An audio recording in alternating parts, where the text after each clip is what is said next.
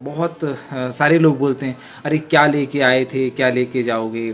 कुछ लोग तो बहुत ये बताने के लिए कि हम कुछ नहीं लेके आते, कुछ नहीं लेके जाते, बड़े अच्छे से ये गाना भी बना दिए हैं कि नंगे ही आना है, नंगे ही जाना है। वो ये बताना चाहते हैं कि मानव जो है वो कुछ भी लेके नहीं आता और कुछ भी लेके नहीं जाता। ये बहुत बड़ा भ्रम है। झूठ नहीं बोल रहा मैं, इसको मैं भ्रम बोल रहा हूँ, क्योंकि अधिकतर ऐसे लोग जिन्हें थोड़ा बहुत ज्ञान है उन लोगों ने जोर जोर से चिल्ला के ये बता दिया है कि मानव जीव कुछ लेकर नहीं आता इसलिए कुछ लेकर नहीं जाता। ऐसा नहीं है दोस्तों, ये बहुत बड़ा भ्रम है। अगर आप झूठ बोलना चाहें तो झूठ भी बोल सकते हैं, क्योंकि हम बहुत कुछ लेके आते हैं और बहुत कुछ लेकर जाते हैं, और हम क्या लेकर जा रहे हैं इसी पे डिपेंड करता है कि हम अगले जन्म में क्या लेके आएंगे।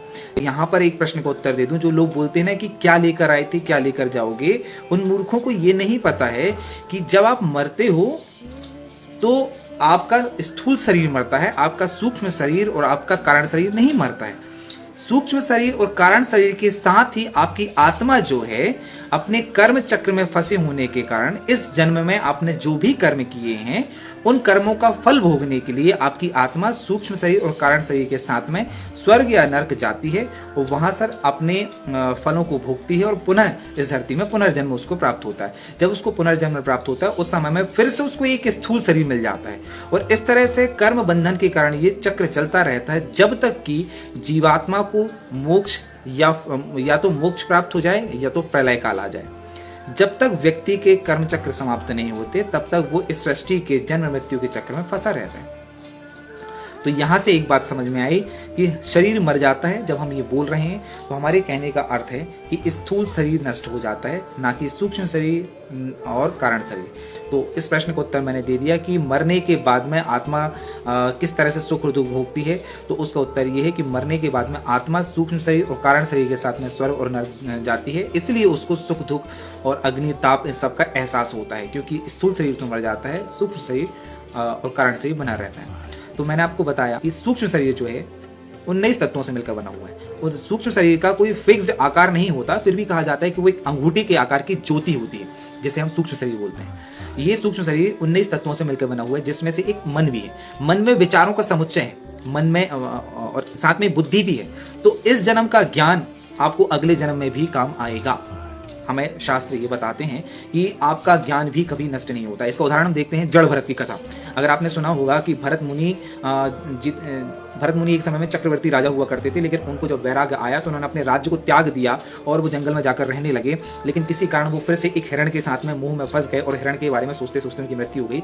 तो अगले जन्म में उनको हिरण की योनि प्राप्त हुई, लेकिन उनका तप पूर्व जन्म में इतना ज्यादा था, उनकी साधना इतनी ज्यादा थी कि उस साधना और तप के कारण उनको हिरण की योनि में भी पूर्व जन्म का पूरा आभास रहता है, और फिर वो इतना आदर्श जीवन जीते हैं कि अगले जन्म में उनको फिर से मानव योनि में प्राप्त होती है, जहाँ पर वो जड़ भरत बनते हैं। और जड़ भरत रहते हुए भी वो बिना कुछ अध्ययन किए भी जड़ भरत के रूप में उनको भरत मुनि के जीवन का पूरा ज्ञान उनके पास में होता है।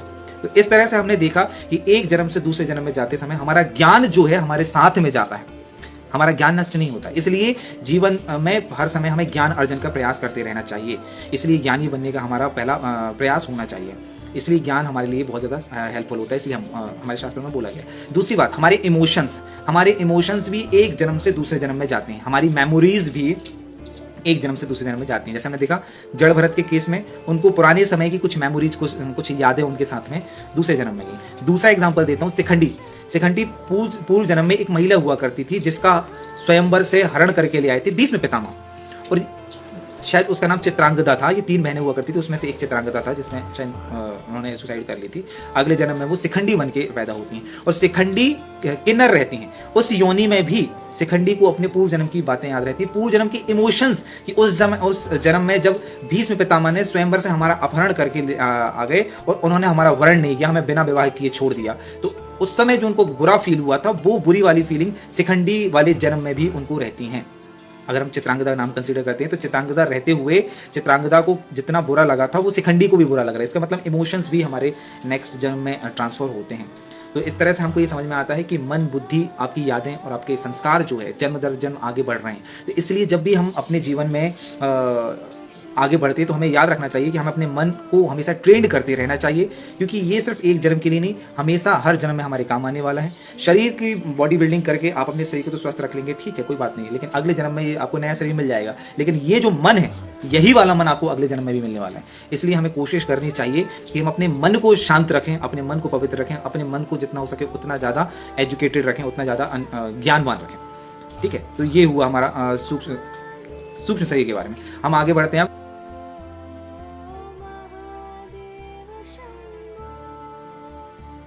शिव शिव शिव शंभो